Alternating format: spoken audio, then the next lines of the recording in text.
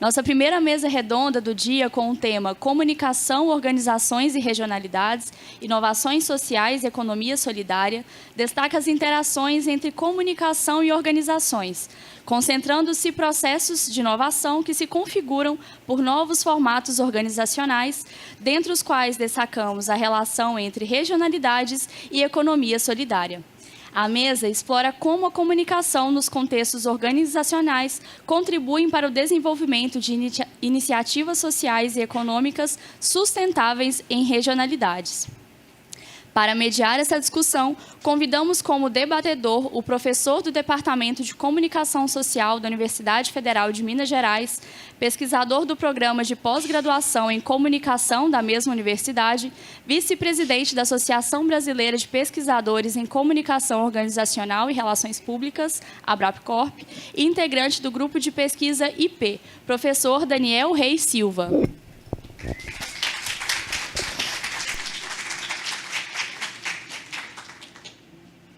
Para compor a mesa virtual, convido o professor titular no Instituto de Administração de Empresas, Escola de Mercado, Universidade de Lille, na França, chefe da subunidade de pesquisa DAMI e do Laboratório de Pesquisa Lumen, professor Dominique Besson.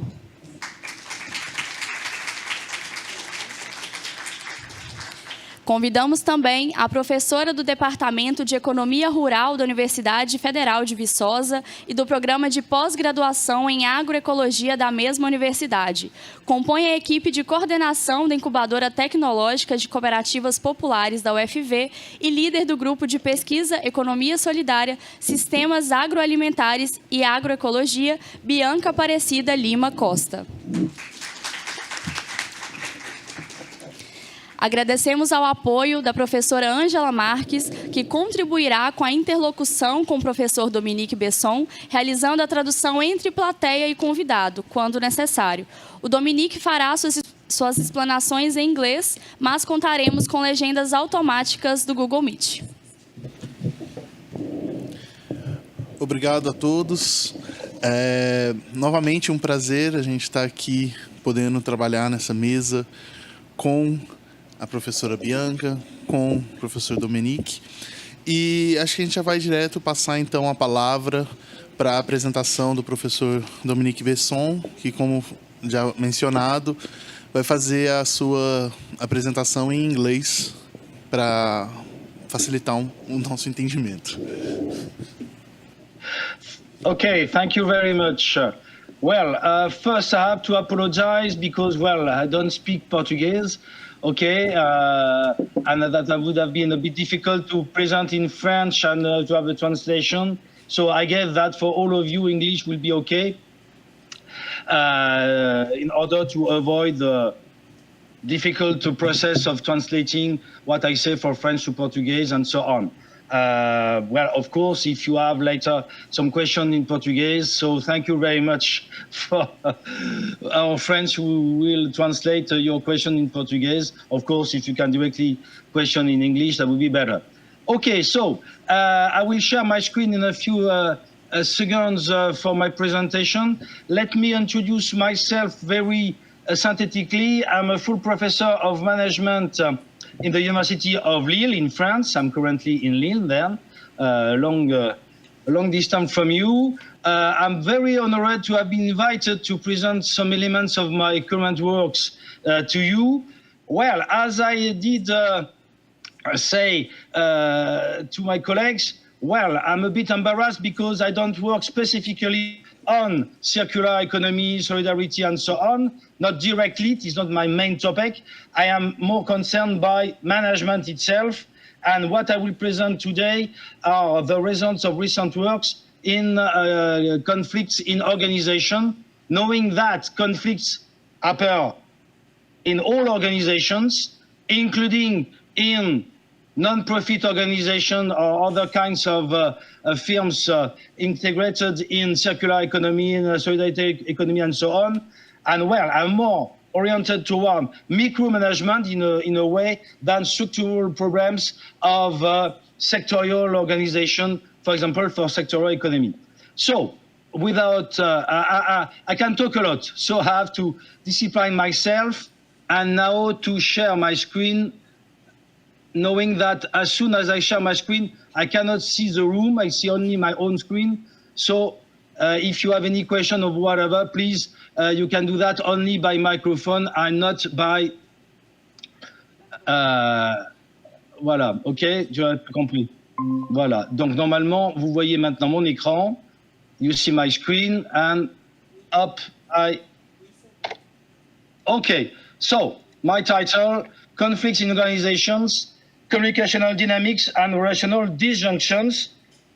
Well, it's not too far from your topic because in circular economy, in solidarity and so on, relationships are very important. But, well, relationships is not easy and there are some effects of disjunction that I'll try now to explain. So I just send my time watch in order to respect the 20-25 minutes of presentation. So I am Professor Besson. My laboratory is LUMEN. Don't have time to explain what it is. So an IAE means Faculty of Management. It is in a state university, the University of Lille, and I did develop these works with a former PhD student of mine, the Dr. Valitova, who works now in the little city of France of Troyes, and we are working now together. Okay, so we are based on our more or less interdisciplinarity approach, which articulates a constructivist psychology of relationships based on the so-called Palo Alto School, also known as systemic analysis of communication. But we mix this with the French sociology stream initiated by Pierre Bourdieu and developed by several people like Bernard Lahire about the plural individual, that I will explain a bit later, of course.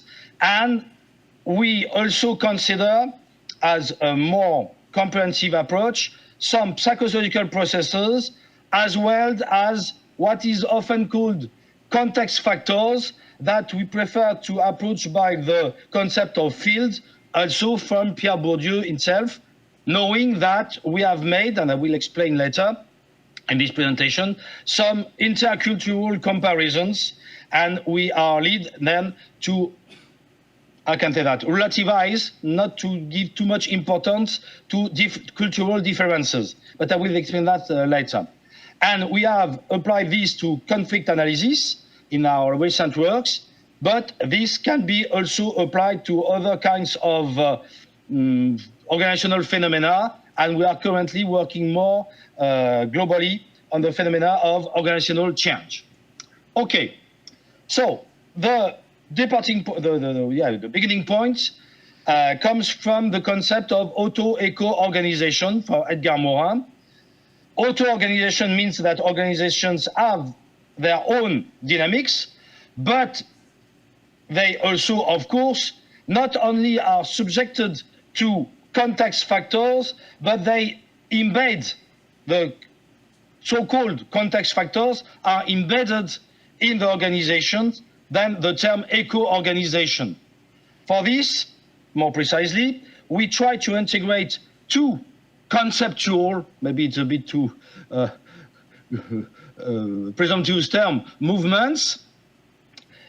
We try to articulate subjectivity and objectivity.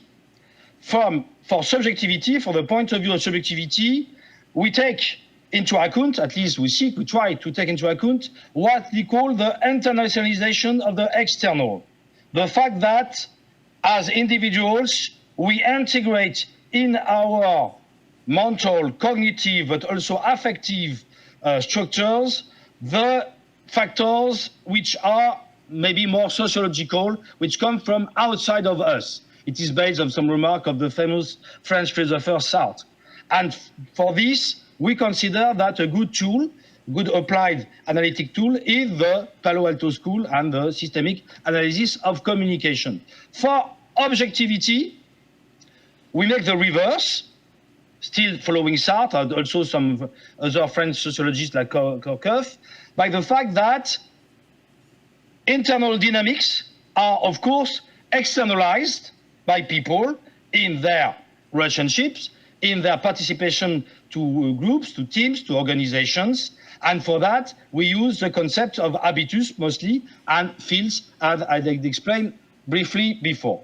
So some precisions, if you're not at ease, if you don't know very well the different concepts. First, the systemic analysis of communication, which is the most important things. First, I have to say that it's a pity that the works of what have been known under the name Palo Alto School is not so used today.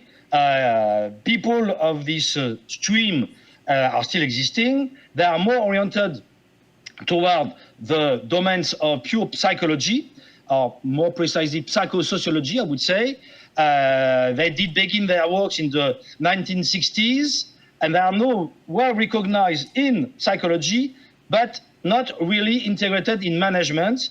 And in many current works in management sciences, in a way, the concept of the Palo Alto School are more or less reinvented.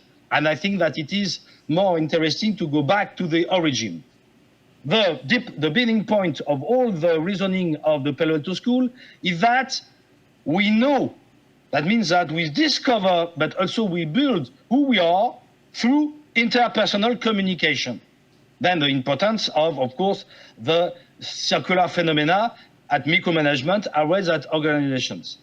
That means that any communication act is the research, the look for a confirmations of what they call the imago, that can be more or less said as the image of self, knowing that this image is not a fake.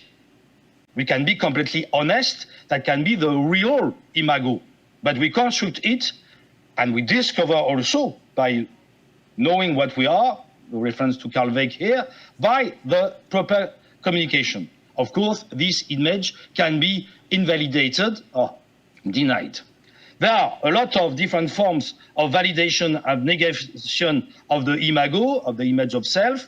I don't develop that too much here because, well, that would be too long. But what I insist on are the structural aspects of communication in Palo Alto School by the two main kinds of relations or relationships. First, the symmetrical relations that I will define in a few seconds. Already saying that in this process of symmetrical relations, there are possible escalation leading to conflict. And the second category is the complementary relations, also with possible escalations, but also with more complex phenomena of conflictual relationships, refusal of denial of this positioning that I will also explain briefly in a few seconds. What I already have to say is that there is a racing, a possibility, but very common possibility of racing of interlinked and more conflictual behaviors, escalations in the two kinds of relationships, as well as refusal of denial. And these phenomena are essential, very frequent, and for us, the core of conflicts. First, interpersonal conflicts, and by network effects that I will not have time to develop today, also in groups catalyzed by some phenomena of groups dynamics. So, some precisions on these kinds of relationships and then kinds of rational communication, The stable symmetry when both people accept and define their relationship as symmetrical.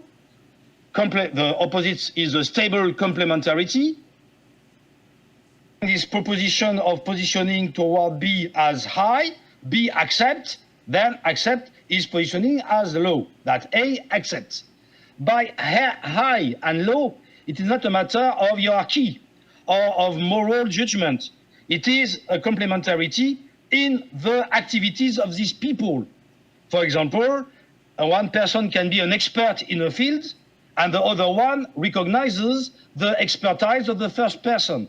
Then high and low is a complementarity, not hierarchy, not morality, not superiority in the basic psychological sense. It is, in a way, functional.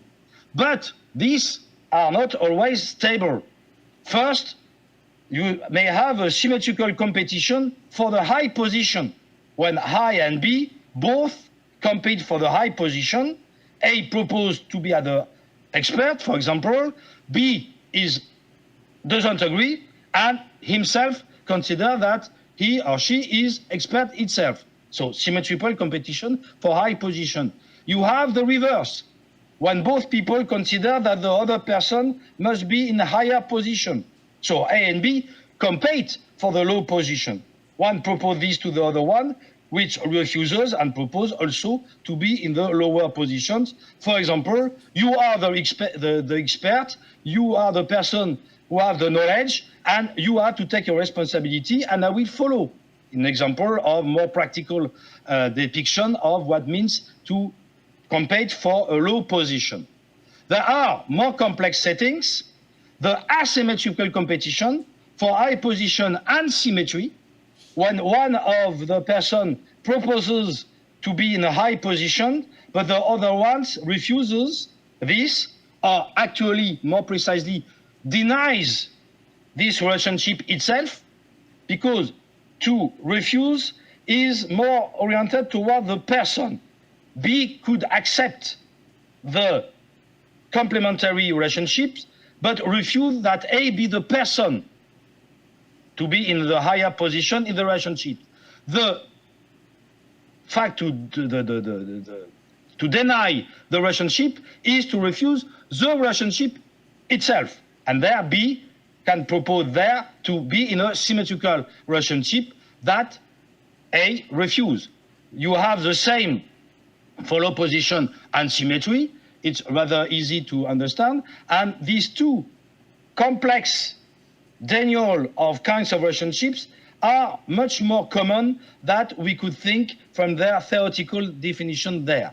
And of course, all these 6 interactional positions can mix, and A and B can, of course, during the time, alternate in these positions that I will describe in 1 hour case study. So, relational models can be very complex with a wide variety of relational dynamics, and then this is a basis of conflict, relational conflict, but I have to insist that this doesn't mean that we are only focusing on so-called interpersonal or personal conflicts, because cognitive aspects or tasks are included in the definition of positioning of rational positioning of people to be in symmetry or in complementarity. This is the basis, but we then consider that we have also to take into account the before I could skip this slide, this is a repetition. Okay, conflicts characterized by competition for symmetries. People try to manifest that they are in the same kind of position of the other, but better, competitive behaviors.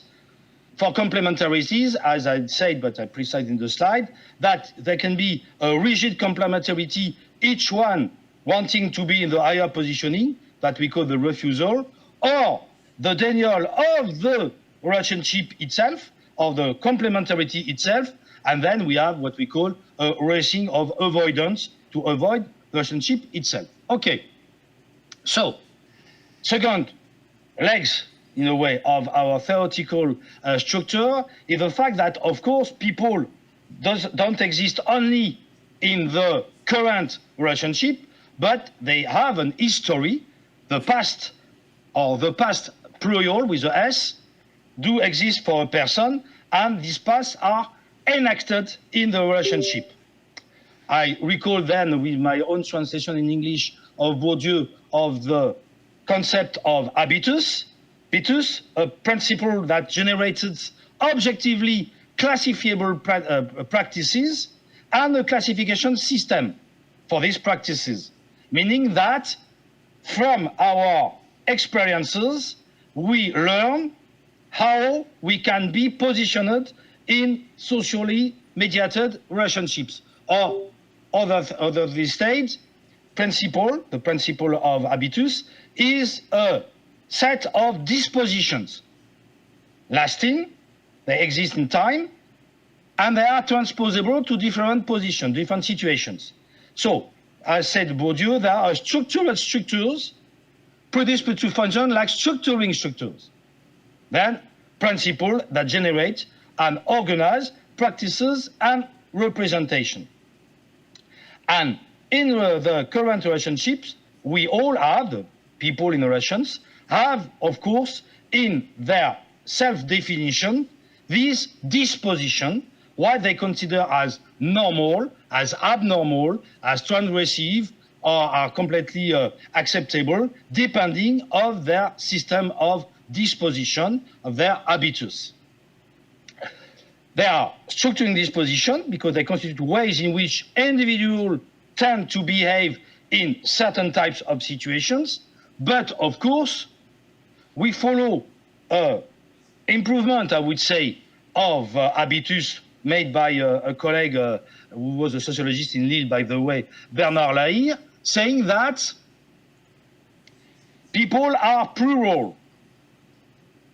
Dispositions, yes, are internalized by people, agents, should replace that by people, over the course of their socialization, their whole history, from childhood toward professional experience, but there is no rigidity of this disposition.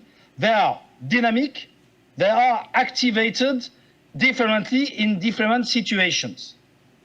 So, yes, disposition can maybe last over the course of all life, but the activation, the enactment, to use the famous Carl Weick's term, is activated in daily life from multiple contradictions. Positions are not harmonious. Then we use here the concept of multiplicity of plural of the person, well, using first some very classical ethnologist approach, for example, of Mead, the us of parliament of self, but I don't have time to develop that, but this is closely linked with the developments in sociology from Giddens in terms of the structuration theory, but that will be another subject. I don't have time. We also integrate a lot of psychosociological processes, particularly something coming also from an author of the Palo Alto School, Václavic, the notion of punctuation of events, which are more or less equivalent to the famous cognitive dissonance developed in the 1950s, since 1915s by Leon Festinger. The fact that our mental structures tries to be logical, coherent. And there, when there is a dissonance, we try to, of course, usually without awareness of this, without to be conscious of this, we reorganize the way we perceive things in order to be logical. What Václavic called the punctuation of events. We reorganize the way we perceive events to respect our own logic, of course, being different of a logic of other people, and in dialectic with the positioning in relationships. We use also some interesting psychosocial phenomena in group dynamics. For example, the social facilitation of Zajonc, sorry, it is not a K, it is a J, Zajonc, okay, or the famous group thinking of Dionys, and many others. I don't have time to develop because it is already a quarter of our item. So, to summarize, our global theoretical model use interpersonal relationships and communication processes, Palo Alto School. I use mainly Paul Václavic concept. I've had the chance to have had long talks with Václavic before his death a long time ago. You see, I have some gray hair, okay, because Paul died in 1993, if I well remember, okay, with this kind of relationships. Also, the concept of change of level 1 and level 2. Level 2, I forget the 2 here. I will explain that on the case study if you have time. The concepts and then perceptions, habitus and dispositions, group dynamics processes, several one. I even have a more complete list here with also the disindividuation, the famous concept of divisions, the social polarizations, group things. Also, the coherent influential minority theory of a French guy, by the way, par Bourdieu, in our corpus of authors, there is a Moscovici with influential minority, and of course, fields with formal and informal aspects. And this leads, so sorry, I didn't animate the graph, but I knew that I could be short of time. So just to see how all this integrates, knowing that, as in my following slide, I'd explain the full line are actual effects, and the broken line, this one and this one, are concerned by the way people organize their perceptions, their representations of the situation, and of course of themselves. For example, the way people reenact their past depends on their current relationships. So, I wrote just that I say, okay, but well, sorry, I skipped this one because I'm beginning to be short of time. How we use that? We make long series on in-depth interviews, and as we reach to understand how the network or networks of interpersonal relationships construct finally identity of people and support are linked with possible problems of things which are seen as problems by people. Objectively, there are no more problems than non-problems. So we try to interview all the people, or at least the majority of people, in group or teams or units working together. And of course, we don't interview only managers, because by definitions, managers have a certain bias, employees also, but we try to have bias of different people. So we have an interview guide, of course, with more or less 100 items covering all domains of current and past life, and not only professional life of people. Of course, it is very challenging. It is more talks than interviews. We don't have close questions that we use. We try to respect the way people depicts their current ways to work, their current relationships, and how spontaneously they made links with their past. We try to avoid to suggest to people a BMI structure, beginning, middle, end, once upon a time, and so on. Okay? We accept contradictions in what people say. And as soon as the interviews are in depth, usually we have 2 or 3 series of interviews with each person for 2 to 3 hours, sometimes more. At the end, the reports of the talks of people show a lot of contradictions. And we don't consider these contradictions as mistakes. People have a contradictory remembering and reenacting of their different pasts. And then our approach is clearly inductive and more or less constructivist. I don't have time to develop about the epistemology. So, to conclude, in the last 2 or 3 minutes I have this little presentation, 2 examples. We have made a lot of case analysis, not only in France, also in other countries, Canada, Russia, Spain, Poland, USA, and so on. So I don't have time to develop all of them. I developed just an example of a community center, Meunier, in France, and, well, in a few seconds, about small, medium-sized firms, open air, both in France, but, well, okay. So Meunier,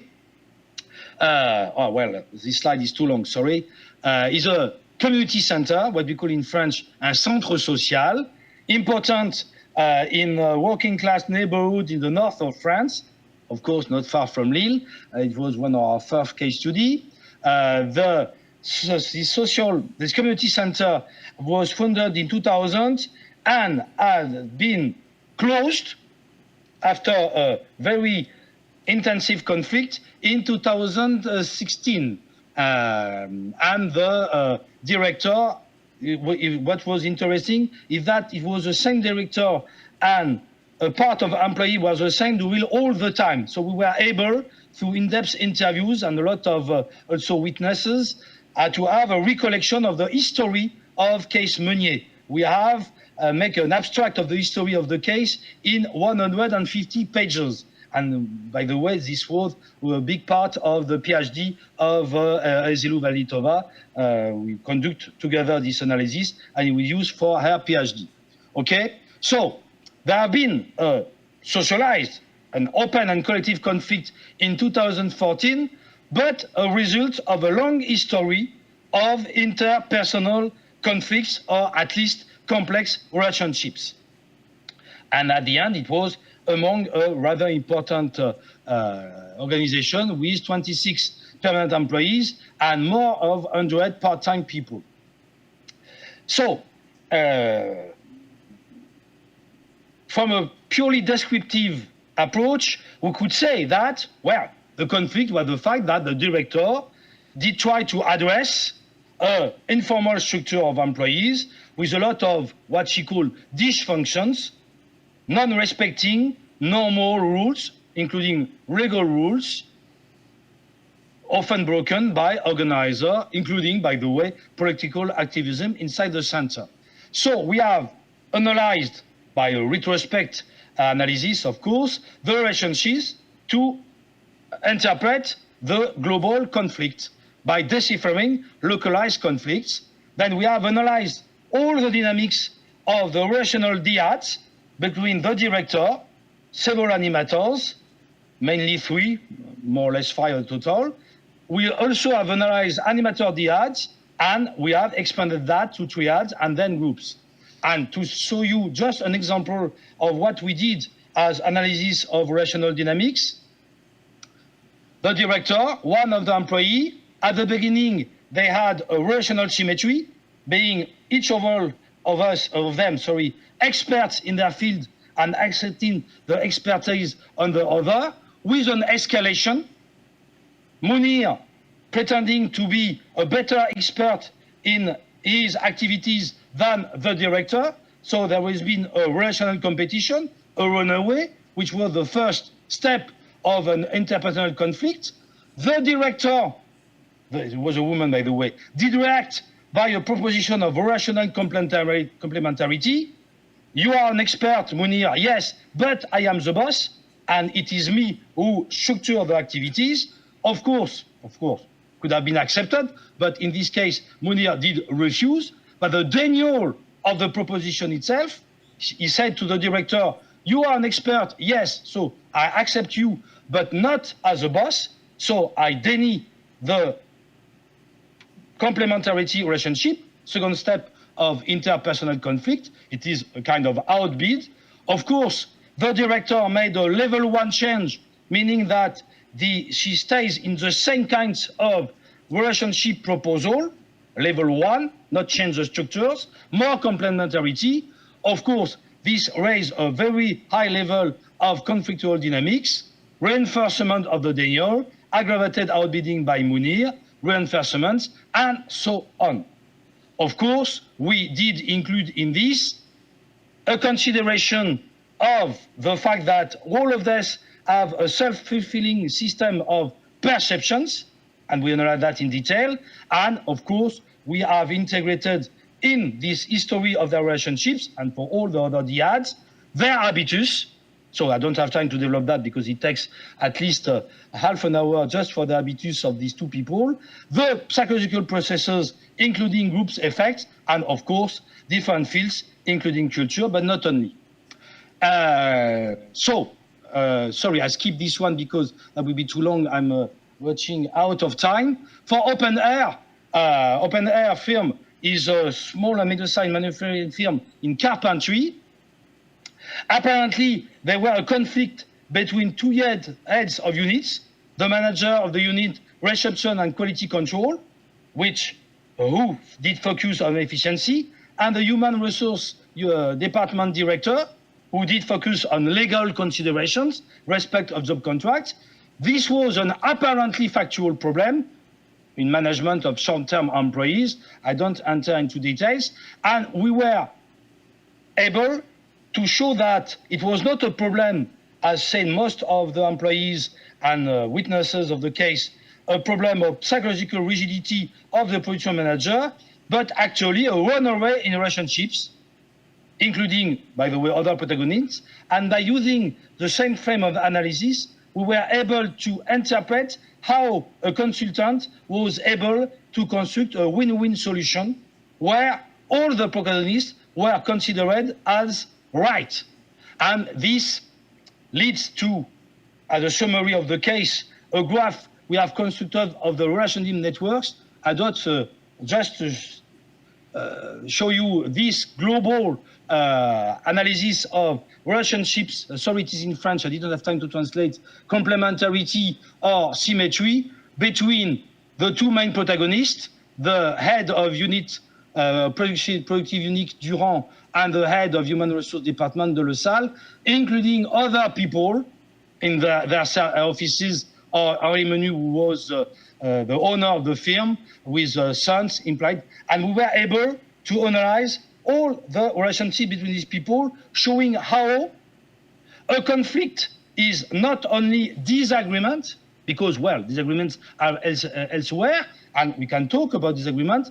What makes conflicts are the runaways in relationships. So, to conclude, so very quickly, we have, of course, several results of the case studies, mostly supporting our approach, the complex systemic nature of conflict as the most striking expression of at the heart of human and social phenomena. So we consider that it is dangerous to approach them only from a single dimension. There, all the aspects, objectivity and subjectivity, that we try to mix. Interpersonal relationships central to development of conflict. That is, of course, a repetition in a way, but a validation by the case. These relationships, we have been able to precise how these relationships were integrated and created also multiple psychosocial processes. And finally, about habitus, to complete Bourdieu, we make some propositions. Habitus are not monolithic. We are made of multiple contradiction and tension from the past, and we reenact each element of the past in current relationships with these contradictions. The habitus are not determinant. It is not because we have this kind of history that will have this kind of behaviors. It depends also of the local current situations, real-life situations, and then habitus are constantly reshaped in relationship. I skip this, and of course, this, despite our global theoretical canvas, leads to the fact that we can analyze in an idiosyncratic way any cases. Okay, well, so just to finish, sorry, I'm a bit longer. I took half an hour. We can use, of course, this theoretical frame for a lot of different research goals. Okay, even if the most interesting is finally the dialectic between formal requisitions, including by managers, including what is called currently agile management. There's a lot of varieties. By the way, one stream of research, if I have time, maybe in the next years I will do that, how agility is sometimes used as the base for circular economy.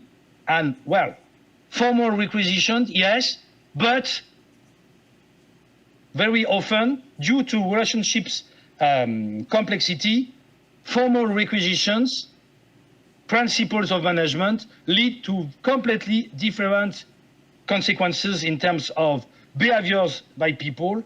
And it is not because you proclaim circularity and even sometimes solidarity inside new kinds of organizations that you don't have at the end some new phenomena of powers. Okay, so top managerial decisions can be not only not effective, but even ineffective. And I think that it is to be taken in consideration, whatever the domain of application. Okay, so sorry to have been a bit long, and thank you very much for your close attention.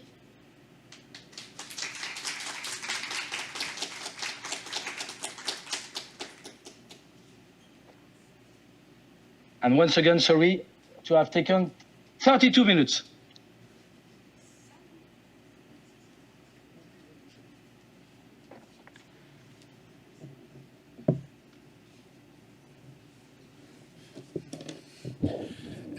Obrigado, então, Dominique, por essa palestra. Eu acho que assim deu para a gente compreender bem essa ideia que você traz ali do conflito, da forma com que eles estão sendo desenvolvidos. E agora, antes de a gente passar para a plateia, a gente vai passar então para a palestra da Bianca. Posso ficar em pé? Pegar um microfone? Tem? With pleasure. E aí eu consigo ver melhor, senão eu vou ficar virada.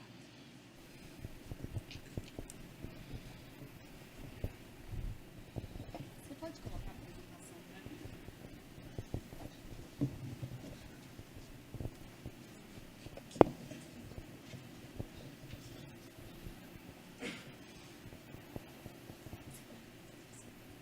Bem, então, um bom dia a todos e todas e todes. Queria dizer que é um prazer estar aqui hoje com vocês. Infelizmente, eu não pude acompanhar todo o evento, mas as partes que eu acompanhei tenho gostado muito. E começo agradecendo aqui, em nome do professor Renan Mafra, que me fez o convite. Agradeço e parabenizo a organização do evento. É um time, uma organização que me parece que está bem...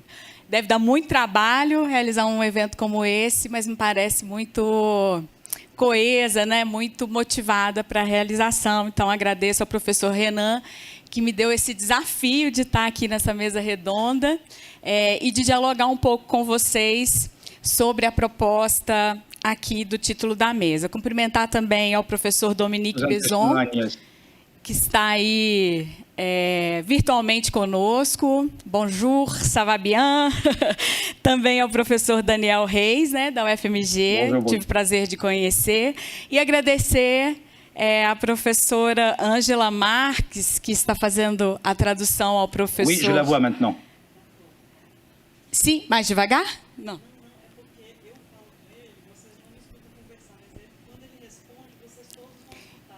Ah, tá. Entendi. Então tá. Então eu vou tentar falar um pouco mais devagar. Então, mais uma vez, grata pelo convite.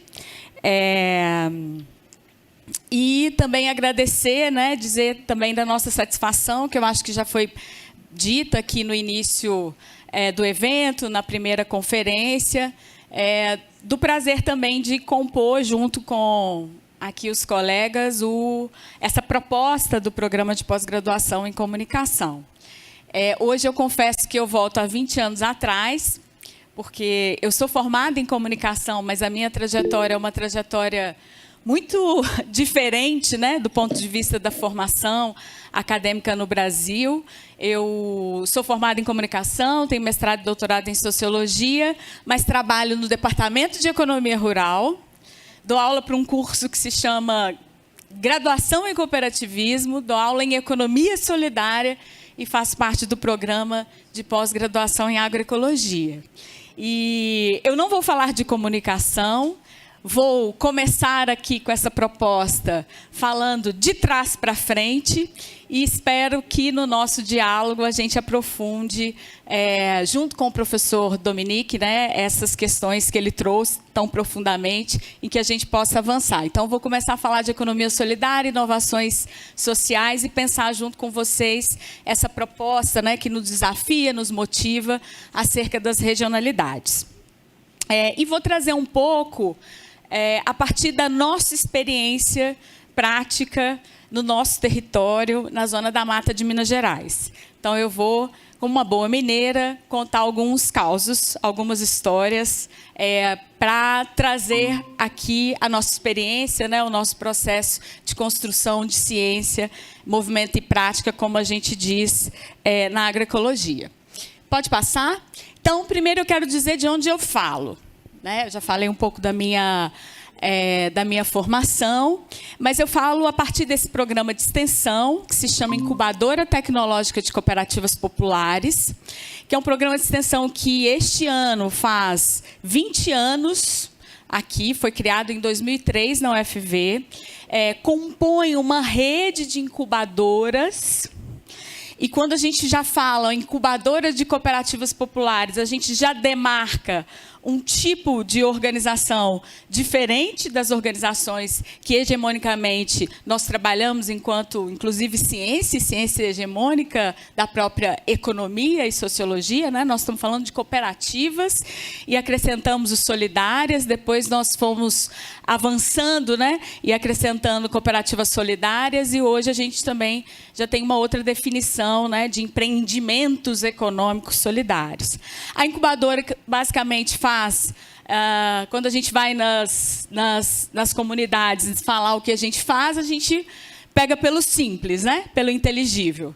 Uma incubadora né, pega geralmente pelo... Aí um pintinho, uma incubadora de pintinho, ela vai ali ajudar a fortalecer um processo ou um projeto que ainda está, digamos assim, no seu início. E a ideia da incubadora é apoiar processos sociais que estejam em torno da organização coletiva de trabalhadores e trabalhadoras de diferentes segmentos econômicos. Então, fico muito contente de dizer que a incubadora faz parte de uma rede de TCPs, então outras universidades também têm incubadoras, que são projetos de mais tempo.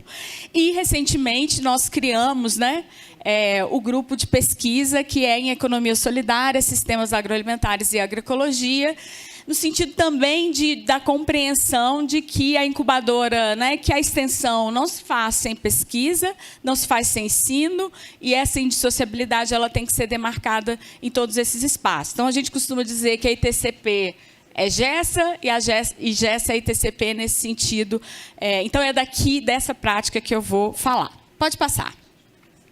Bem, aprendi com Dona Francisca, que é uma costureira que trabalha numa cooperativa que eu acho que me formou, assim que eu recém me formei em comunicação, fui trabalhar com elas, e aí ela começa assim, falando assim, primeiro eu quero saber de onde eu piso, onde eu estou pisando. Então, eu vou perguntar para vocês, quem aqui conhece ou já ouviu falar em economia solidária? Levanta a mão, vamos lá. Então, majoritariamente, né, nós estamos aqui num auditório que conhece ou já ouviu falar ou pratica a economia solidária. Eu trouxe algumas fotos, essas fotos são recentes, dos últimos 1 ano e meio da nossa prática, né? E eu queria ouvir um pouco vocês, assim, o que vocês percebem nessas fotos? Quando eu trago essas fotos de diferentes espaços, diferentes sujeitos, diferentes trabalhadores e trabalhadoras, o que chama a atenção de vocês? Tentando ser um pouquinho mais participativa aqui. Fiquem à vontade, viu, gente? Pode falar uma pessoa de cada vez também. O que vocês percebem? O que chama atenção nessas fotos, nessas imagens? Isso, me ajuda, vai, fala.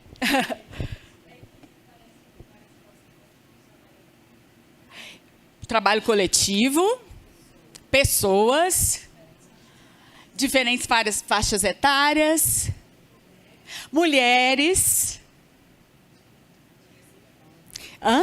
diversidade. Mais alguma coisa? Alimento. E aqui não está tão óbvio assim, mas tem uma questão também da reciclagem, né? Então, eu vou começar a falar da economia solidária a partir dessas fotos. Então, aqui estão algumas fotos com os coletivos e as organizações com as quais a gente trabalha e tem trabalhado nesses últimos anos, né? Que não são só cooperativas populares, né? A gente traz aqui, por exemplo, essa foto aqui de baixo, é uma foto de 2 associações de catadores e catadoras, né? É um evento que a gente fez no final do ano, para debater um pouco do que a gente chama reciclagem popular e solidária, que é um debate que a gente faz no contexto da gestão dos resíduos sólidos nos territórios, que é como a gente faz uma política tão complexa, que é gerir algo, né, que está acabando com o planeta, que é o excesso de resíduos que a gente produz, e que, no geral, é invisibilizado porque ele está escondido, né, em algum lugar que a gente não vê, a gente só coloca para fora e isso vai para algum lugar, mas ele não sai do planeta. Então, a gente costuma dizer que não existe lixo, porque nada é jogado fora, está tudo aqui, uma hora vai voltar na nossa cabeça, mas a gente discute a partir de grupos populares de catadores e catadoras que se organizam a partir de associações, cooperativas, para tentar, ao mesmo tempo, perceber que essa é uma atividade importante. No geral, as pessoas que estão nessa atividade são as pessoas mais excluídas do mercado de trabalho, né? E que trabalham com algo que ninguém quer trabalhar, que são os resíduos sólidos, mas, ao mesmo tempo, elas se organizam e dizem, não, nós queremos participar dessa política pública, a gente quer incidir nos territórios, a gente quer ser reconhecido, a gente quer ser contratado como agentes ambientais, e, para isso, eles se organizam coletivamente. Então, aqui está um pouquinho, né, da amostra de duas associações, para dar um exemplo, né, de organizações da economia solidária. Logo acima, aqui, é uma foto dentro da ITCP, com a professora Mariana Carvalho, que é do Serviço Social. A gente tem um grupo de pacientes de um serviço de saúde mental. Aqui, para quem é de Viçosa, conhece o Agros, que é um plano de saúde que desenvolve esse serviço de atendimento a pessoas que têm transtornos psíquicos crônicos, que também são pessoas que têm uma dificuldade muito grande na inserção laboral, mas que o trabalho é constituinte também das suas identidades e que não ter trabalho em função de alguma dificuldade ou desafio no contexto da saúde mental, adoece ainda mais. E estar em alguns ambientes em que essas pessoas não dão conta também de responder ao que o mercado espera, adoece ainda mais. Então, a economia solidária, para essas pessoas, ela significa esse espaço em que é possível trabalhar, mais uma vez, de forma coletiva, em algo que se pretende ser um trabalho que não seja adoecedor, né? Pensando de onde eles estão falando, então aqui, acho que vocês estão, eu esqueci de trazer, né? Mas aqui em cima, né? Na sequência, né, a gente tem aqui uma artesã. Muito da economia solidária é composta por trabalhadoras mulheres. Alguém chamou atenção para isso, né? Trabalhadoras mulheres que muitas vezes no artesanato, no trabalho manual, tem ali como uma renda ou complementação de renda o trabalho na economia solidária.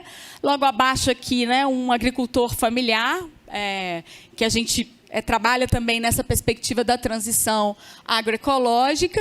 Logo acima é uma atividade que a gente fez com uma cooperativa dos trabalhadores, é uma cooperativa que é do assentamento Denis Gonçalves, que é indo para Juiz de Fora, e é uma cooperativa recém-criada do movimento dos trabalhadores sem terra. Logo ali do lado, aquela feira é uma feira quilombola, que é uma feira da comunidade aqui do Buiaé. É uma feira em que, mais do que uma feira de comercialização, é um reforço identitário desses sujeitos que também estão excluídos, né, da cidade e que refortalecer o território deles é importante, e a feira tem sido um espaço como esse. E logo abaixo aqui um exemplo de também, né, uma cozinheira que faz suas quitandas, como a gente diz aqui, e vende no espaço das feiras, que também são espaços de economia solidária, a partir da organização, do comércio e da distribuição de alimentos. Eu resolvi começar por essas fotos, porque eu acho que elas vão me ajudar a ilustrar, então, primeiro, o que nós chamamos como economia solidária. Pode passar, por favor. Então, quando a gente está discutindo a economia solidária, né, nesse contexto das relações organizacionais, no geral, a gente fala de outras economias. Tem gente que fala assim, outras economias, parece, né, está desmerecendo, então é por isso que eu coloquei entre aspas. Que são as economias que, no geral, elas não são estudadas, né, pela ciência clássica econômica, Também pela sociologia, muito pouco. Nós temos aí a sociologia econômica, que inclusive tem uma influência francesa importante, né, com vários teóricos que vão discutir a partir da sociologia econômica essas outras organizações econômicas e outras economias, porque a gente aqui está falando da economia feminista, que vai dizer sobre como, né, o modelo, né, a ciência econômica hegemônica não reconhece o trabalho doméstico, no geral feito pelas mulheres, como há uma divisão sexual do trabalho que gera desigualdades dificílimas de serem superadas, né? Nós estamos no século XXI, a gente só abre o jornal que a gente vai ver feminicídio, né? A gente vai ver desigualdade salarial, Prêmio Nobel de Economia é uma pesquisadora desse ano, é uma pesquisadora que discute isso. Então, aqui em outras economias, a gente está falando da economia feminista, da economia camponesa, que é a economia, né, que muitas vezes é tida como arcaica, mas que há um conhecimento ecológico de coprodução com a natureza fundamental para se pensar em contextos de mudanças, de mutações climáticas. Inclusive, a nossa própria continuidade do planeta. Na conferência, na primeira conferência, a gente falou de inteligência artificial, que é um risco de extinção, mas eu colocaria também que a gente tem vários outros, né? O professor deu 10 anos, eu fui numa palestra falando de mutação climática, a gente tem 30, né? Então, na média, temos 20 anos aí, antes da extinção, talvez, brincadeiras à parte, mas é justamente, né, para a gente trazer o sentido da emergência. Nós estamos falando, então, de também economias baseadas, né, em povos e racionalidades de povos e comunidades tradicionais, toda uma experiência de economia social muito no contexto europeu e americano, né, do que seria a economia solidária, mas também uma economia social que a gente não enquadraria nem dentro da economia de mercado, nem o Estado, então seria quase que, né, um meio do caminho aí. Toda a economia popular, que no Brasil a gente reconhece bem, quase metade da população economicamente ativa está em setores informais da economia, né, e não estão em trabalhos assalariados, previstos, né, com as regras salariais, e todo um debate em torno também da economia do bem viver, que vem dos povos originários, né, um debate também desse contexto emergente de outras manifestações econômicas que muitas vezes são pouco discutidas ou visibilizadas. Eu acho que alguém disse, né, o trabalho coletivo. No geral, na economia solidária, nós estamos falando de trabalho associado e autogestionário. O trabalho associado, entendendo esse trabalho coletivo, e a autogestão, numa perspectiva de que os trabalhadores e trabalhadoras podem se organizar em relações que não são necessariamente de exploração hierárquicas. E isso demanda uma aprendizagem que é difícil, porque, no geral, nós estamos não só acostumados, mas educados para o trabalho hierárquico, né? A universidade se organiza dessa forma, as organizações, no geral, são dessa forma. Então, a gente começa a trabalhar a autogestão na própria incubadora, né? Tentando ali, com os próprios estudantes, ter uma perspectiva um pouco mais horizontalizada. Uma economia, então, centralizada na reprodução da vida, entendendo a reprodução da vida no sentido amplo, tanto humana, então, nós vamos falar muito, né, de geração de trabalho e renda para a reprodução imediata da vida das pessoas, mas a gente está falando também de uma sustentabilidade, aí pensando sustentabilidade de uma forma mais ampla, da própria vida no planeta. A partir do que na sociologia econômica se discute bastante também, que são a pluralidade, ou que é a pluralidade dos princípios econômicos, né? No geral, a nossa vida econômica ela é muito mediada pelo mercado, Polanyi vai dizer essa foi a grande transformação, né? Transformar as nossas vidas pela mediação do mercado, mas nós temos outros princípios econômicos, como, por exemplo, a reciprocidade, todo trabalho que é de multirão, que é trabalhos baseados em uma troca que não é monetária, mas ela é social, digamos assim, são princípios reciprocitários muito presentes nas comunidades. O princípio da própria autoabastecimento ou domesticidade, que é o trabalho das mulheres, ou seja, o quanto se trabalha e o quanto se produz economia sem que isso seja visibilizado, né, no contexto das mulheres, e também o princípio da redistribuição, que seria o Estado. Né, o Estado aí entendendo que ele tem, de alguma forma, né, uma forma de atuar, enfim, também de forma econômica e também podendo, né, prover bens e serviços, enfim. Então, tudo isso para dizer que a economia solidária ela está baseada em outras lógicas e outras racionalidades, num contexto organizacional que é praticamente, hegemonicamente, o contrário disso que a gente está dizendo. Né? Como é que a gente constrói isso num espaço, efetivamente, de conflito e com mensagens, né, bem fortes em relação a isso. Pode passar. Então, uma síntese.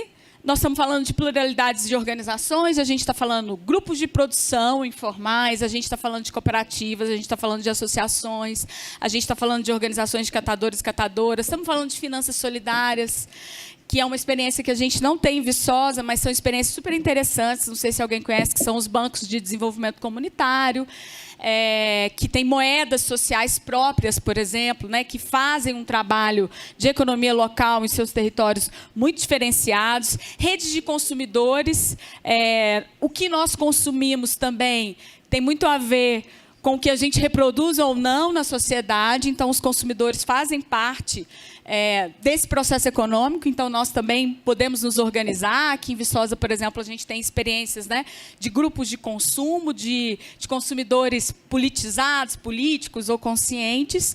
As feiras, que são hoje, para nós, têm sido espaços muito ricos de interação e aprendizado, que a gente tem chamado de circuitos curtos de comercialização, e também sistemas participativos de garantia, que são experiências de autocertificação para conseguir selos orgânicos. Não sei se todo mundo tem esse debate, mas a legislação brasileira, para você dizer que um alimento é livre de agrotóxico e não vai te envenenar, você precisa de um selo, e a legislação no Brasil foi a primeira a admitir que a gente não precisa só fazer certificação por terceira parte, ou seja, alguém de fora vai lá e diz se você é ou não. O Brasil foi o primeiro país a reconhecer que é possível você dar garantia de forma participativa. Isso é um desafio, né? A Angélica está aqui, acompanha o SPG Floriô. É um desafio enorme, mas é um campo gigantesco de aprendizado e de autonomia, né, até nesse sentido das relações, né, do que a gente conhece nas relações, nos contextos organizacionais de hierarquia. E isso muito em função também dos movimentos sociais. Pode passar. Bem, então, depois de falar aqui um pouquinho de economia solidária, você vai me avisando do tempo, viu? Porque senão, né, a gente fica sem almoçar, porque contar essa história. Não sei quanto tempo tem, só para eu saber. Então, para trazer isso no campo da economia solidária, da proposta da mesa, da inovação social, mais ou menos? Então, vamos lá. A inovação social a gente está compreendendo a partir de um debate que é feito em diálogo com um grupo, né, francofônico, digamos assim, que é um laboratório, né, de inovação social do Quebec, que traz essa definição, né, que eu vou utilizar aqui, que a inovação social é uma intervenção iniciada por atores sociais. Então, eu acho que ficou muito evidente quando alguém falou assim, vemos pessoas, né, e coletivos, por atores sociais, para responder uma aspiração, atender um desejo, apontar uma solução ou aproveitar uma oportunidade de ação a fim de modificar relações sociais, transformar o quadro de ação ou propor novas orientações culturais. Então, quando a gente está falando desses diferentes coletivos que eu descrevi rapidamente para vocês, que compõem esse campo da economia solidária, nós estamos falando, então, podemos, né, atribuir à ação desses sujeitos em seus territórios, em suas localidades, inovações sociais, justamente porque parte-se, né, compreendendo aí essa referência de um quadro de ação que propõe algo extremamente emergente, que está nas pautas de todos os organismos internacionais e que, muitas das vezes, são invisibilizados em nossas regiões e nossos territórios, com sujeitos que também são invisibilizados e também organizações que também não têm incentivo, né? Esse é um exemplo. Eu trouxe aqui uma foto que, para a gente, é super importante, né?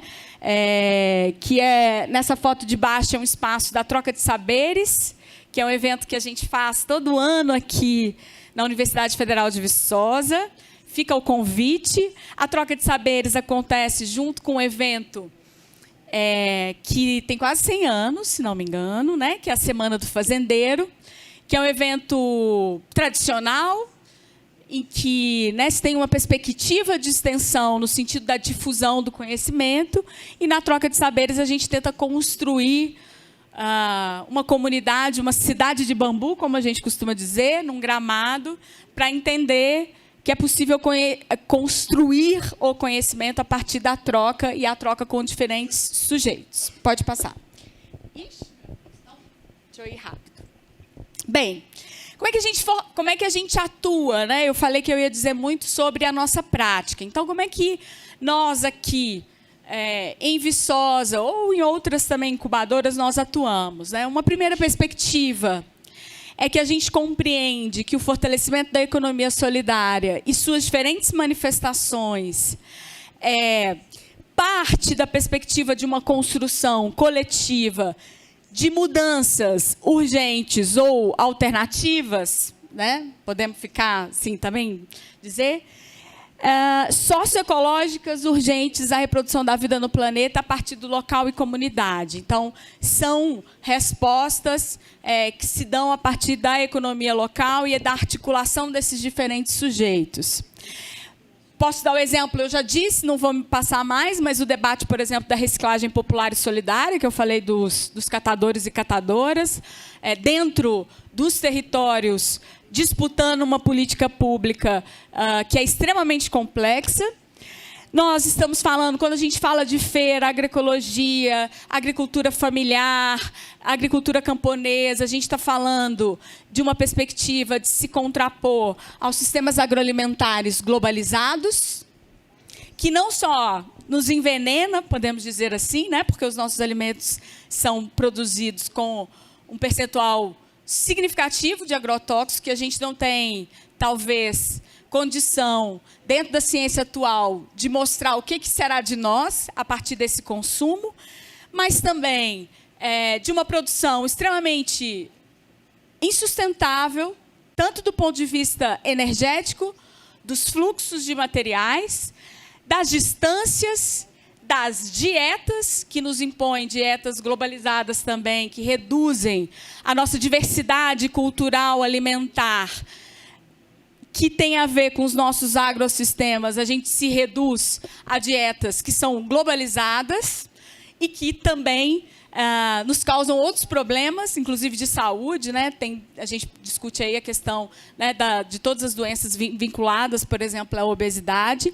Então, quando a gente fala de circuitos curtos de comercialização, redes de consumo, mercados institucionais, né, como a compra da agricultura familiar, a gente está falando nessa construção de sistemas agroalimentares que sejam localizados, que a gente consiga se alimentar do que se produz no território. Obviamente, isso nunca vai ser completo, mas é uma perspectiva de soberania, porque uma hora, né, esses fluxos de energia vão ser cobrados, com a base agroecológica que é algo fundamental. Esse é um debate que a gente faz aqui na Universidade Federal de Viçosa, em diálogo com a Universidade de Córdoba, na Espanha, né? Tivemos aí alguns projetos em comum. Eles utilizam esse debate, a gente tem feito esse debate com eles, através do Instituto de Sociologia e Estudos Econômicos, e todo o debate dentro desse contexto dos sistemas agroalimentares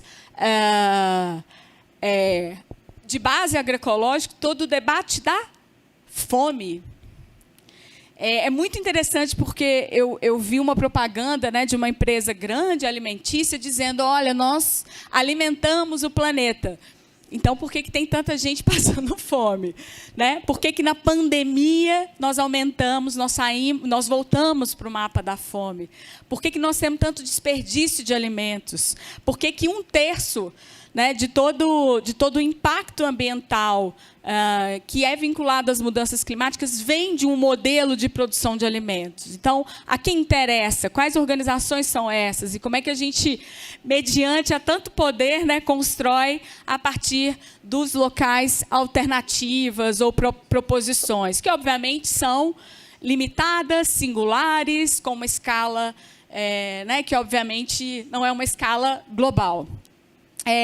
Falamos, né, no primeiro dia também o professor trouxe isso. Nós estamos num polo agroecológico, foi o primeiro polo agroecológico aqui, a Zona da Mata de Minas Gerais foi o primeiro polo agroecológico a ser reconhecido por lei no Brasil, e isso é importante porque nos dá uma perspectiva, né, de articulação. Temos discutido não só o direito humano à alimentação adequada, porque não é só ter alimento, é alimento que não esteja contaminado. A gente discute também o nosso direito a comer sem agrotóxicos, por exemplo, ou territórios livres de agrotóxicos, esse é um debate.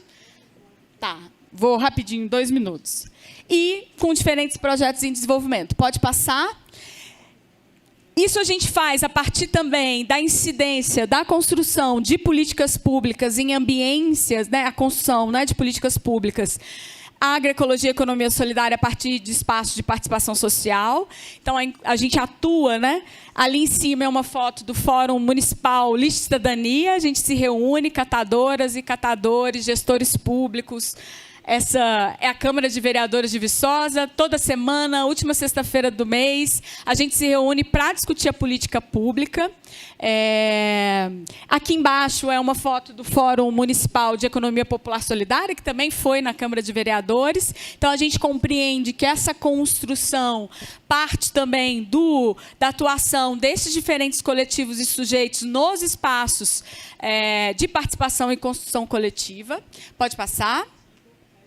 E a partir de princípios éticos, que eu vou passar rapidamente, que a primeira questão é o reconhecimento dos diferentes saberes e a construção coletiva, construção dos conhecimentos a partir dessa prática de não hierarquização dos saberes, entendendo que é preciso ter um diálogo, né, superar um pouco do que a gente aprendeu da ciência moderna.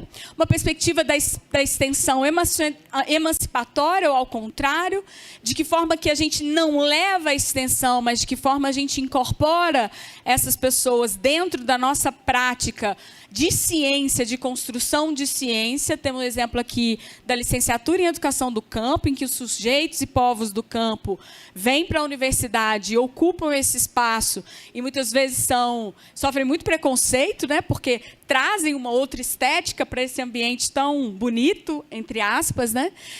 A partir da pesquisação, então, a nossa vinculação de investigação científica vai a partir da nossa ação com esses coletivos. O ensino crítico, recentemente a gente teve a incorporação da extensão na curricularização do ensino, então a gente dialoga, né, a partir disso com diferentes sujeitos em dissociabilidade, ensino, pesquisa e extensão, já estou terminando. E, por fim, pode passar, por favor. A gente costuma dizer, né, a gente constrói muito o polo agroecológico, o movimento de economia solidária e o movimento da economia solidária a partir dessa, talvez seja uma dicotomia, mas é uma dicotomia importante para revelar algumas denúncias, o que a gente denuncia desse território, o que a gente anuncia. Então, para dizer que nós estamos num território em disputa de mineração, né? Acho que a gente já disse isso. A mineração é violenta, está acabando com as águas, com os territórios, com os povos. E isso está sendo muito pouco denunciado. Aqui embaixo foi um evento do Ministério Público que isso ficou muito evidente, né, os movimentos sociais se organizando.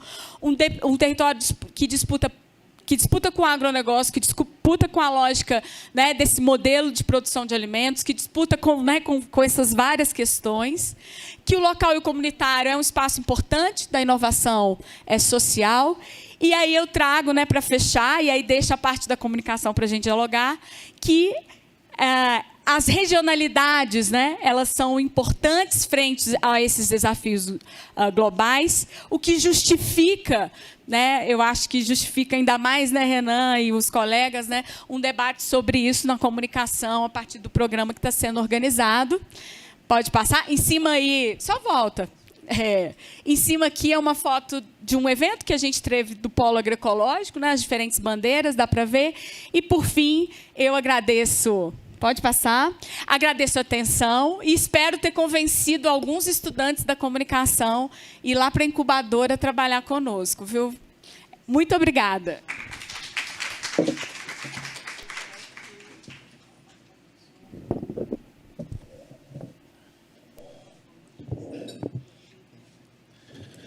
Muito obrigado, então, Bianca. Pelo adiantado da hora, vou falar aqui uma coisa bem pontual e acho que a gente abre uma rodada, pelo menos, de perguntas. Uma rodada, né? Tá. Eu acho agradecer imensamente, então, novamente, ao professor Dominique, à professora Bianca, à professora Ângela, que está aqui do meu lado falando, tentando traduzir. Um desafio, né? Angela, traduction excellente. Oui, merci.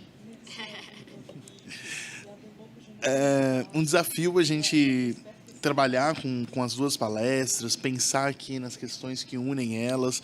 A palestra da Bianca, assim, também num histórico de extensão, de trabalhando, ressoa muito com as minhas preocupações. Então, assim, foi muito bom te ouvir, Bianca.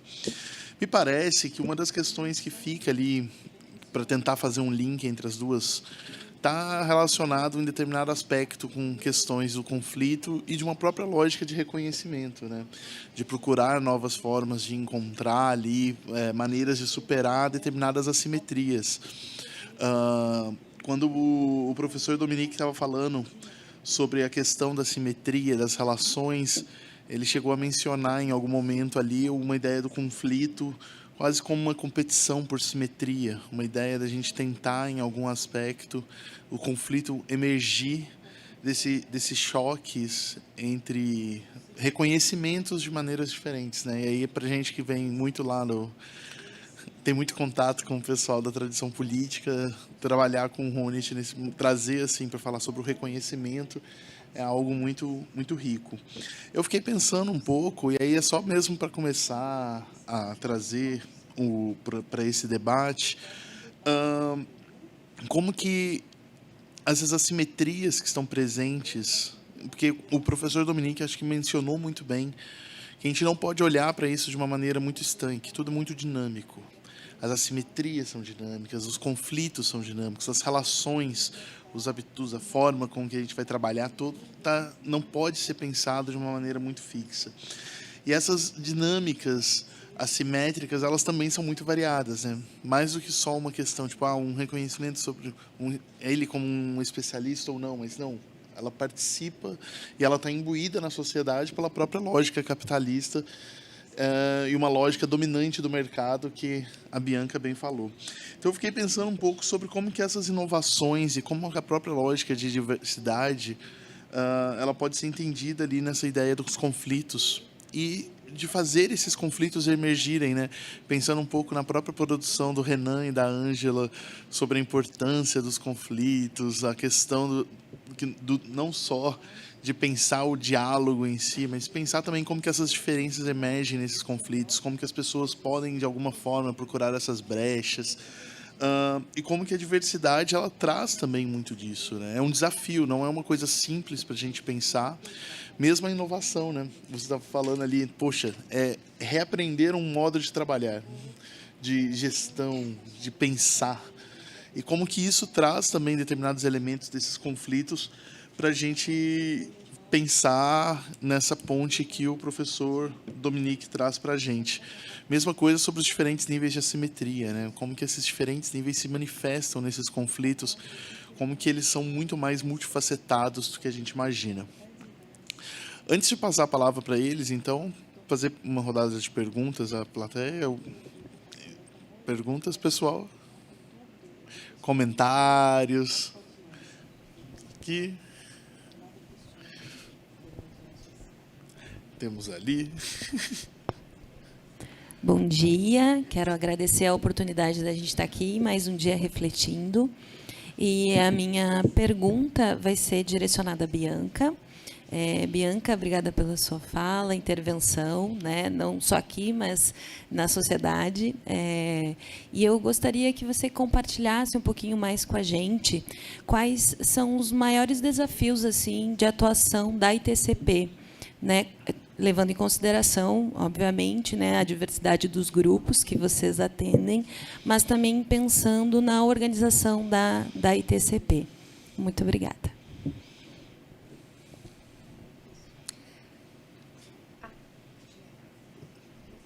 Sou eu mesma. Bom dia para todo mundo, para todos e todas. É mais um compartilhar de incômodos, de coisas que a gente vem refletindo dentro das nossas pesquisas.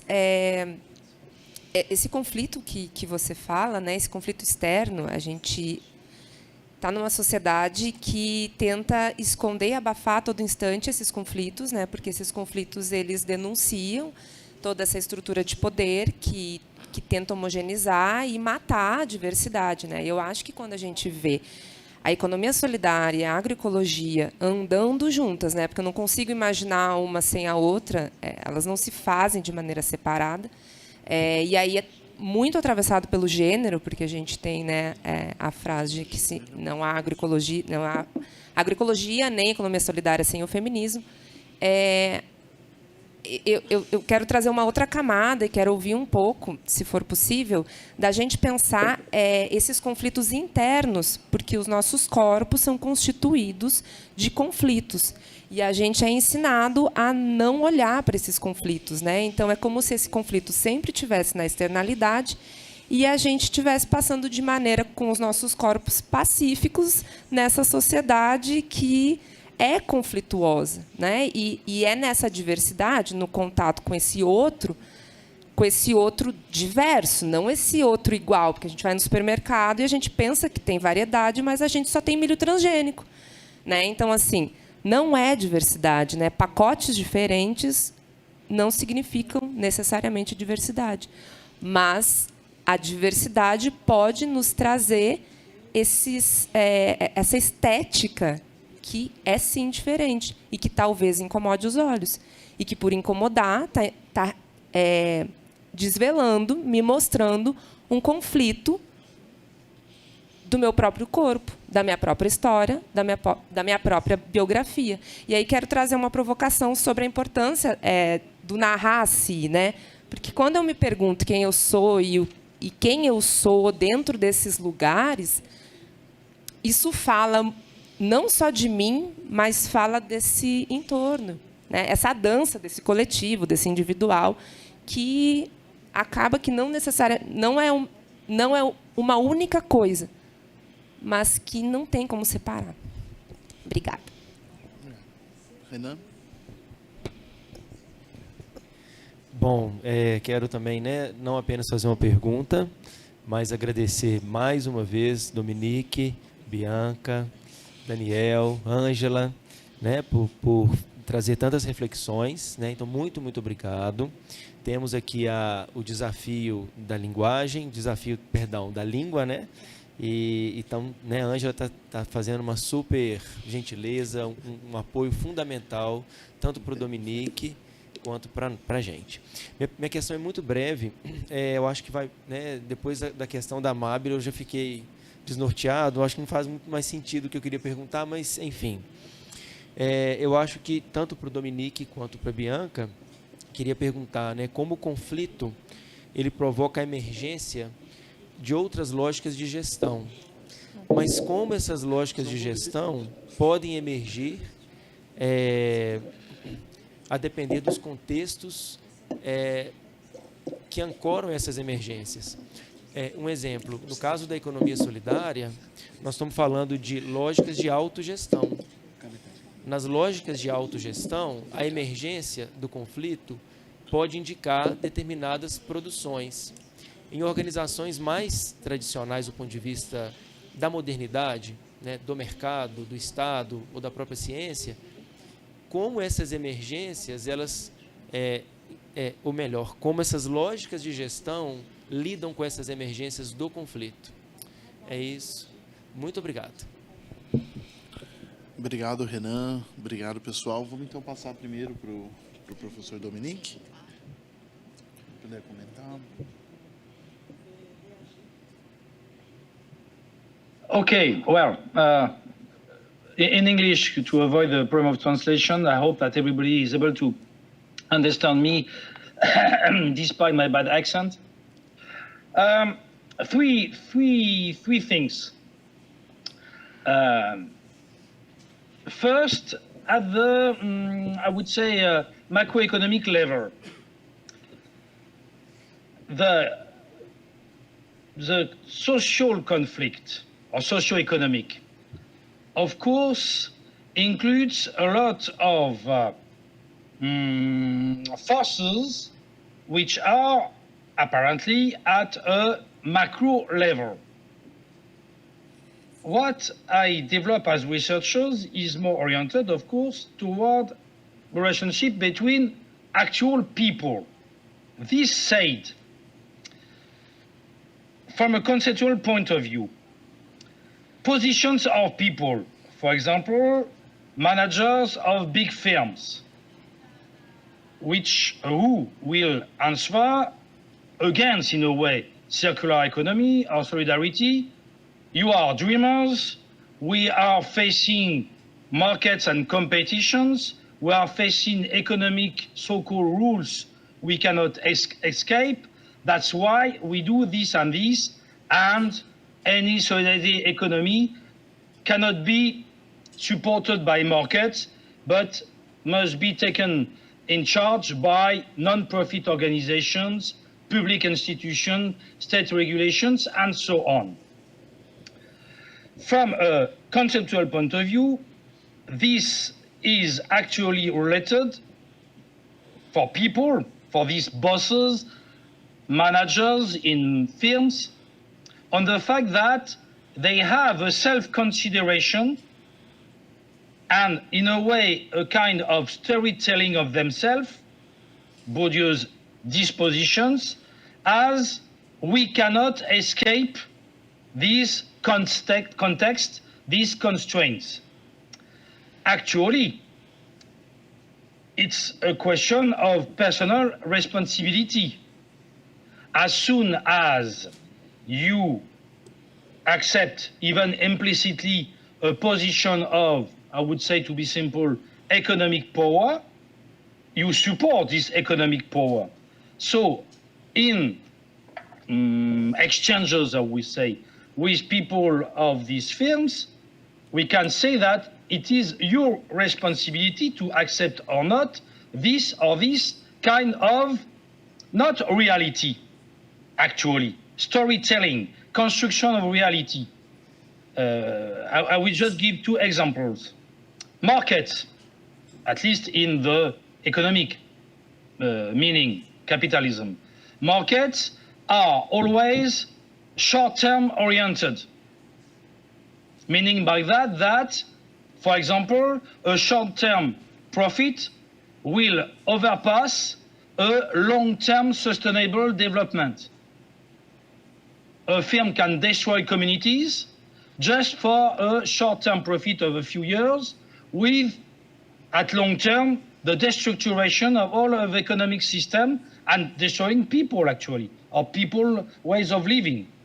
And this is a question of personal responsibility. As soon as, for example, you develop a marketing campaign to lead people to consume some kind of goods or services, you make something which is not resulting of a constraint, but first a question of your own choice.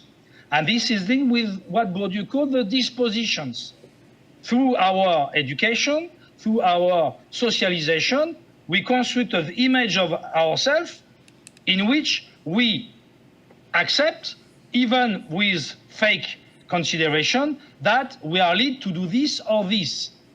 That's a way for me to link the consideration on interpersonal or so-called interpersonal conflicts and socio-economic conflicts. First thing. Second, links between universities or academics and circular economy and other economy. I like the expression of Bianca of other economy. First, the first economy is as fake as anything else. It is constructed.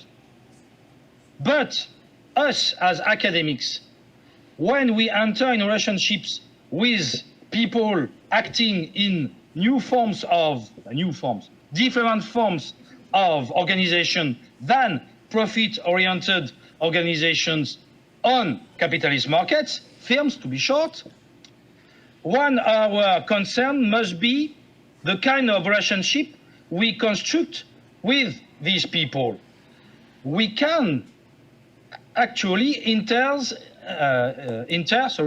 in a kind of complementarity relationships where, I can say that, we position ourselves as not only experts to help, but sometimes people having the knowledge better than people themselves. And it is not easy, because it takes time, to have not symmetrical relationships, that would be flawed. We have not the same positions than people acting in, for example, local circular networks, economic networks, or non-profit organizations, and so on. We are different. So we are in complementarity. So we have to construct complementary relationships in which we can bring out some kind of knowledge, but we have also to listen and learn from these people, because they are the acting people in these new forms and so-called new forms of activity. And then third, new. What is new and old? It's a very complex question, because markets economy, markets in meaning of capitalism, is a form which not only did replace former forms of economic and more generally social exchanges, but also is articulated or exploits it. I take a simple example to finish. Feminism. What is the most striking point is that during decades, if not centuries, capitalist markets economy did use women domestic work. Actually, from a global systemic point of view, it is because there is a kind of exploitation of a real activity which has, in a way, an economic counterpart of women, then some men can have some kinds of professions, uses, and so on. The same for marketing manipulation of consumption. If you look at the marketing messages from big firms, there is a special treatment of women, and in terms of kinds of relationship, what is striking is that 50 years ago, at least in some countries, there was a so-called traditional image of women to sell some products, and now you have new kinds of marketing messages selling goods and services to free women, modern women, feminist women, okay? And you can sell things to them too. And then there is also a new kind of complementarity which is constructed. So, as academics, what we can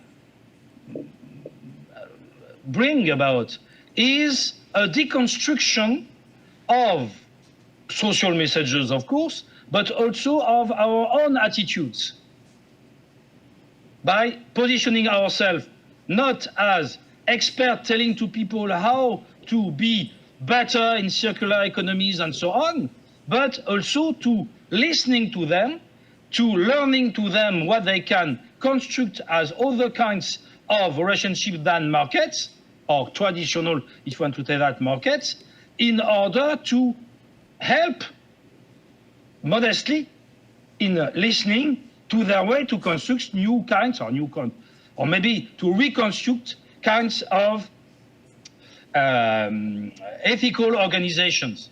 For example, by saying, and I finish with that, conflicts in terms of rational disjunctions is immanent to any organization. It is not because we share a kind of project of alternative organization, alternative vis-à-vis the market, that we will be all friends and well together and constructing ideal things. No, there will be conflicts. There will be problems of escalations in relationships, symmetrical of complementary, and that we can, at least it is for me, when I participate to some non-profit organizations or other kinds of circular firms, circular economy firms, to say, well, what I can help you is to deconstruct the dispositions and the linked storytelling leading to relationship escalations.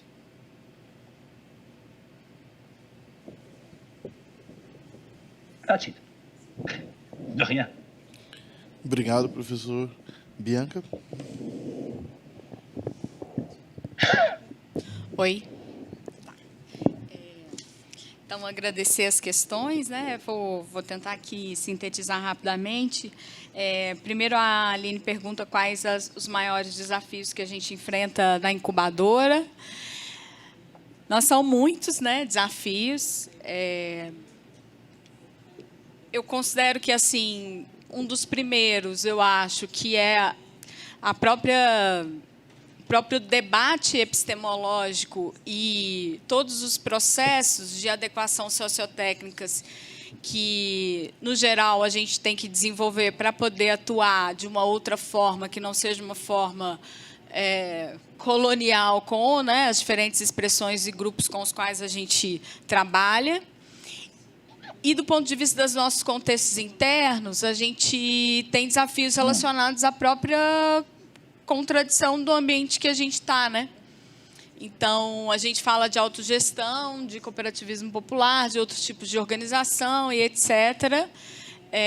Mas estamos em uma organização extremamente hierárquica, e aprender isso é muito difícil, não é sem conflito, não é sem muita insistência, muita paciência, porque ainda mais, né, no contexto às vezes que a gente vive de uma lógica acadêmica também, de uma produtividade quase insana, né, que a gente tem que fazer tanta coisa, às vezes é difícil dar conta, né, dos aspectos que são fundamentais, que é a nossa relação com o que a gente acredita e com a nossa prática. Então, acho que esse é um dos maiores desafios, falando do ponto de vista da nossa organização.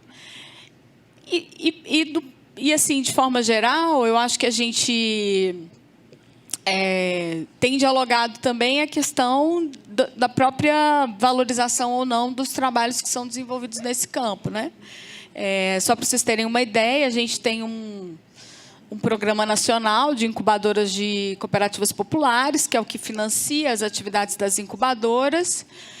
A última edição foi em 2018. Então, a gente tem aí praticamente 5 anos, né, sem nenhum financiamento para experiências como essa. Então, a gente reduziu bastante a nossa área de atuação. Eu costumo dizer, né, com os estudantes que a gente trabalha onde a gente consegue ir de bicicleta ou a pé.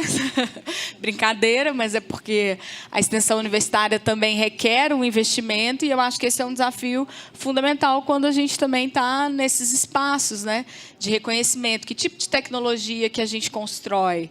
Nós somos uma incubadora tecnológica, então a gente vai debater a tecnologia social. O que é tecnologia social? É a tecnologia construída com a classe trabalhadora, com os trabalhadores e trabalhadoras. Isso não é simples, isso requer processo, isso requer tempo, isso requer processo de confiança, que não é, né, que não deixa de emergir diferentes conflitos. E aí, já pegando a questão, né, eu acho que dá sobre conflito, né, e essa questão dos corpos e também do que o Renan traz, né,